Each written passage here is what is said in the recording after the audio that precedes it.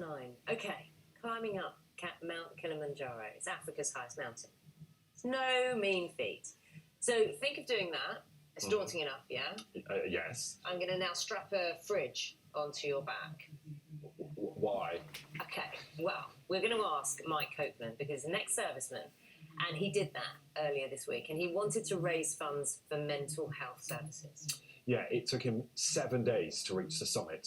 Let's take a look at some of his epic trek. Day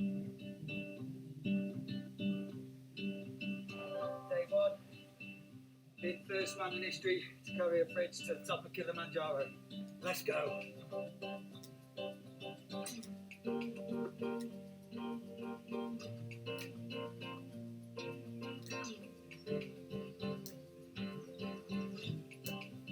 Currently at 4,250 metres.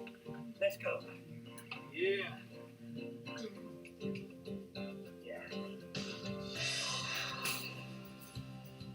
Yeah. Yeah.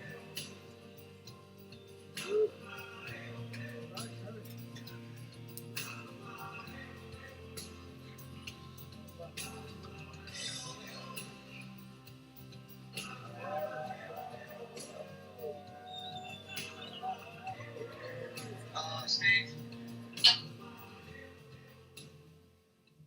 Well, I'm really pleased to say Mark has made it back down. And he joins us now with the fridge.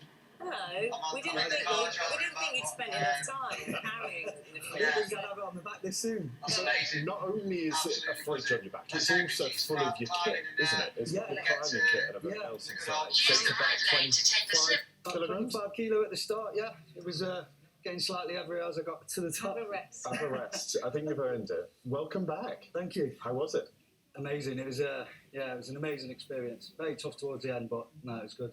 So, how long did it take you? How many days? Because you spent, is it 6 days up, 2 days down? Yeah, well, we summited on the 7th morning.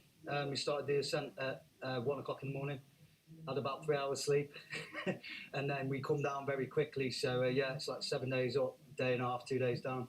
And who was with you when you were going up? I was on my own with a team of porters, but essentially I went out there on my own. Did it on my own with the porters. Did they think you were absolutely crackers, is a word that was used? They weren't absolutely crackers. Yeah, me and the porters, we had a very, very mutual respect because I got to do Kilimanjaro like no one else has ever done it before. You know, the first man in history to do it carrying a fridge, and really the first person doing it with weight because I was carrying about 25 kilo and the porters are only allowed to carry 20. So why a fridge? What is the symbolism of the fridge? So the fridge, when I first started this, it was trying to get something that symbolises the burden of poor mental health and, shows that weight on someone's shoulders when you're suffering with your mental health. And this is kind of what it represents. And with that weight, you're also contending with, as we saw, in some of this video, some of the packs on, right? And altitude. And altitude sickness is a real problem. Yeah. And you experience that. Yeah. Once we got past 4,000 metres, you start feeling a bit of tightness in the forehead. You can get headaches. You can become nausea and very sick. Luckily, I felt okay. I didn't feel too bad, but as we got higher and higher, obviously the breathing is a big issue. It's almost like using one lung to breathe. It's right. You feel very wheezy. So it was getting difficult especially on the summer day. I want to go back to this analogy of the fridge and mental health. Yes. And so is it because you were talking about, obviously there's the obvious thing, okay, you're carrying something on your shoulders. Yeah. But you also carried your hiking equipment inside. Yeah. So you carried the tools. Yeah. That you need, that they were hidden. Yeah. As well. So is that kind of some reflection on how people are dealing with mental health issues at the moment? Yeah, I mean, I chose Kilimanjaro and to be the first man in history to climb Kilimanjaro with a fridge to raise awareness for mental health, but more importantly, men's mental health.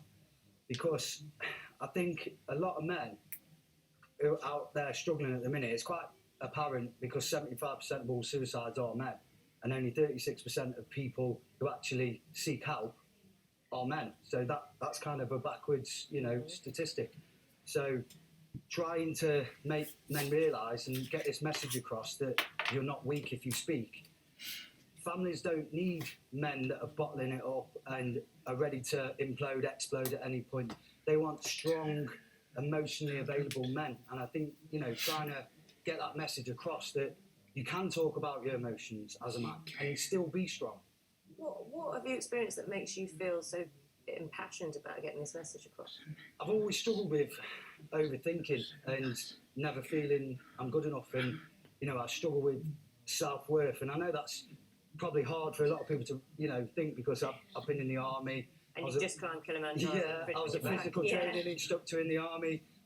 I was a bodybuilder for 10 years, and you know, people would look at me and think, oh, you know, stuff from my win. But no, you know, I do really struggle with that kind of self-worth, and the reason why I've always done challenges is because it creates self-worth. And you know, I encourage anyone to take on a challenge, challenge yourself, push yourself mentally, push yourself physically, because every time you do it, you gain that little bit of confidence and that little bit of self-worth every time you do it.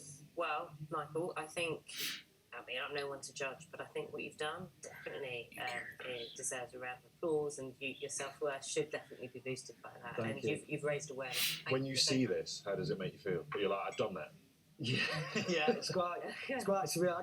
I got quite emotional towards the top because, like I said, what I'm trying to push, you know, on my social media and what I've been trying to do for the last 2 years with the other 2 events I've done is, you know, I've been trying to really push this awareness because, you know, I really believe that it is a big problem and we need to do something about it. But yeah, it does make me quite emotional when I think, you know, when I got towards the top, what I've done over the last 2 years. Yeah, it's an amazing thing. So good to see you. Congratulations. Thank you very Welcome much. back. No worries. But if I could just say, if anyone would like to donate, it's on GiveStar website, Kilimanjaro Mountains for Mental Health. And if you go on my socials, Michael Copeland or The Fridge Man, you will find links to donate on there as well. Sure they will. Thank you so much. Thank you. We'll be back tomorrow from 6 o'clock. Do enjoy the rest of your day. See you then. Bye-bye.